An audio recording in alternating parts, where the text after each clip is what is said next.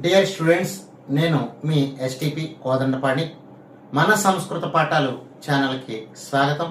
ఇంతకుముందు junior intermediate, senior intermediate విద్యార్థులకు సంబంధించినటువంటి చాలా రకాలైనటువంటి సాంస్క్రిట్కి సంబంధించినటువంటి వీడియోలు చేశాను. ప్రస్తుతము సీనియర్ ఇంటర్లో ఉన్నటువంటి విద్యార్థులకి సాంస్క్రిట్లో వాక్య నిర్మాణం అనేటటువంటి టాపిక్లో రెండవ టేబుల్ ఇప్పుడు మీకు నేర్పిస్తాను. ఈ వీడియోని అందరూ కూడా పూర్తిగా చివరి వరకు చూడండి. ఇది వ్యాకరణానికి సంబంధించినటువంటి టేబుల్ కాబట్టి ఇది చివరి వరకు చూస్తే బాగా అర్థమవుతుంది. ఒక మాట చూద్దామండి. ఇప్పుడు ఇక్కడ నామవాచకాలు, సర్వనామాలు ఇవి కర్తల ప్లేస్ లో ఉంటాయండి. అంటే కర్త, కర్మ, క్రియ ఈ మూడు ఉన్నప్పుడు కర్త అంటే ఎవరు చేస్తున్నారు, కర్మ అంటే ఏం చేస్తున్నారు, క్రియ అంటే ఎలా చేస్తున్నారు అనేది ఇక్కడ అర్థంగా మనం తీసుకోవాలి. మొట్టమొదటి ఏంటంటే ఇక్కడ అర్థాలు తెలుసుకుందాం. రమేష్ అంటే రమేష్, గోవింద అంటే గోవిందుడు, త్వం అంటే నీవు, రామ అంటే రాముడు, అహం అంటే నేను. తర్వాత ఈ కర్మలకు అర్థం తెలుసుకుందాం. కిం అంటే ఏమిటి, అలాగే కిమర్థం అంటే ఎందుకు, కుత్ర అంటే ఎక్కడ లేదా ఎక్కడికి, కథ అంటే ఎప్పుడు. ఇప్పుడు క్రియాపదాల అర్థాలు చూద్దాం. గచ్చతి అంటే వెళ్ళుచున్నాడు, కరోతి అంటే చేయుచున్నాడు, పఠామి అంటే చదువుచున్నాను, వసతి అంటే నివసించుచున్నాడు, పిబసి అంటే త్రాగుచున్నాడు. ఇప్పుడు ప్రథమ పురుష, మధ్యమ పురుష, ఉత్తమ పురుష మూడిటికి సంబంధించినటువంటి సర్వనామాలు కానీ నామవాచకాలు కానీ ఇక్కడ మొదటి లైన్లో ఉంటాయండి. ఇప్పుడు సహ, స, తత్ ఈ మూడు కూడా పుంలింగ, స్త్రీలింగ, నపుంసకలింగానికి సంబంధించినటువంటి ప్రథమ పురుషలో ఉన్నటువంటి సర్వనామాలు మరియు నామవాచకాలు కూడా. దీనికి తి అనేటటువంటిది యాడ్ అవుతుందండి. తి అనేటటువంటి ప్రత్యయము వస్తుంది. దీంతో ఫామ్ అయ్యేటటువంటి వాక్యం మనం ఇప్పుడు చెప్పుకుందాం. మొట్టమొదట రమేశ తీసుకుందాం. రమేశ గచ్చతి, రమేష్ ఎక్కడికి వెళుతున్నాడు అంటే రమేశ కుత్ర గచ్చతి. మొట్టమొదటి వాక్యం చూసుకుందాం.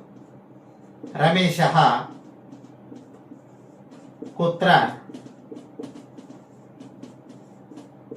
గచ్చతి, రమేశ కుత్ర గచ్చతి. అయితే దీన్ని ప్రశ్నార్థకంగా మనం చెప్పుకోవాలి. తర్వాత గోవింద, గోవింద గోవింద కుత్ర గచ్చతి, అలాగే రామ కుత్ర గచ్చతి అని కూడా చెప్పుకోవచ్చు. కానీ గోవింద అనేటువంటి దాంట్లో వేరే పదాన్ని మనం తీసుకుందాం. గోవింద కరోతి, గోవిందుడు కరోతి అంటే చేయుచున్నాడు. ఏమి చేయుచున్నాడు, కిం కరోతి, గోవింద కిం కరోతి, గోవింద కిం కరోతి అంటే గోవిందుడు ఏమి చేయుచున్నాడు. దీంతో ఒక వాక్యం మళ్ళా నిర్మించడం జరిగింది. తర్వాత మూడవ తీసుకుందాం. త్వం, త్వం అనేటటువంటిది మధ్యమ పురుషులో వచ్చేటటువంటి సర్వనామం. దీనికి ఏది యాడ్ అవుతుందంటే సి యాడ్ అవుతుంది అనమాట. ఇక్కడ సితో వచ్చినటువంటి ఈ క్రియాపదం ఏమిటి, పిబసి అంటే త్రాగుచున్నావు. త్వం పిబసి నీవు త్రాగుచున్నావు. నీవు త్రాగుచున్నావు అంటే ఇక్కడ మనం ప్రశ్నార్థకంగా ఇచ్చారన్నమాట. నువ్వు కిమర్థం పిబసి, నువ్వు ఎందుకు త్రాగుచున్నావు. త్వం కిమర్థం పిబసి, నీవు ఎందుకు త్రాగుచున్నావు అని మనం ప్రశ్నార్థకమైనటువంటి వాక్యంగా చెప్పుకోవచ్చు. ఇంకా తర్వాత రామ, ఇక్కడ మనం గచ్చతి చెప్పుకున్నాము, తర్వాత కరోతి చెప్పుకున్నాము, తర్వాత పిబసి చెప్పుకున్నాము. ఆ తర్వాత ఇందులో రామహాకి సంబంధించింది ఎందులో ఉంది, వసతి చెప్పుకోవచ్చు. వసతితో మనం ఇక్కడ యాడ్ చేసుకోవచ్చు. రామ వసతి నివసించుచున్నాడు. రామ వసతి అంటే రామ కుత్ర వసతి, రాముడు ఎక్కడ నివసిస్తున్నాడు. అలాగే రామ ఎక్కడ నివసిస్తున్నాడు, రాముడు ఎక్కడ నివసిస్తున్నాడు అని కూడా మనం చెప్పుకోవచ్చు. రామ కుత్ర వసతి, రామ కుత్ర వసతి. ఇక వసతి కూడా పూర్తయిందండి. ఇంకా ఆఖరికి మిగిలింది ఏమిటి, అహం. అహం అంటే నేను, అహం. ఇంకెక్కడ మిగిలినటువంటి పదం ఏంటంటే పఠామి, చదువుచున్నాను. అహం పఠామి, అహం కిం పఠామి, అహం కిం పఠామి అహం నేను ఏమి చదువుతున్నానని చెప్పుకోవచ్చు. లేకపోతే అహం కిమర్థం పఠామి. ఇప్పుడు మనం కింతో ఈ వాక్యాన్ని చెప్పుకుందాం. అహం కిం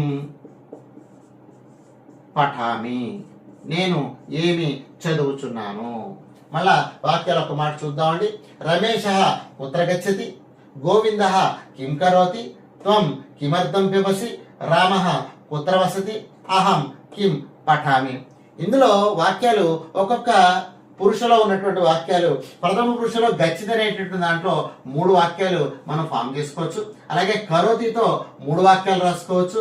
అలాగే వసతితో 3 వాక్యాలు రాసుకోవచ్చు. అయినప్పటికీ కూడా ఇక్కడ సర్వనామాలు, అలాగే నామవాచకాలు, అలాగే ఇక్కడ ఉన్నటువంటి క్రియాపదాలు ఇవన్నీ కూడా సరైనటువంటి విధంగా 5 సాధు రూపాలు రావాలి. కాబట్టి 5 రూపాలకి కూడా మనం ఇక్కడ రాసుకోవడం జరిగిందండి. వీటిని కొద్దిగా జాగ్రత్తగా ఆలోచించి అర్థాలు బట్టి రాసుకుంటే చక్కగా వస్తాయి.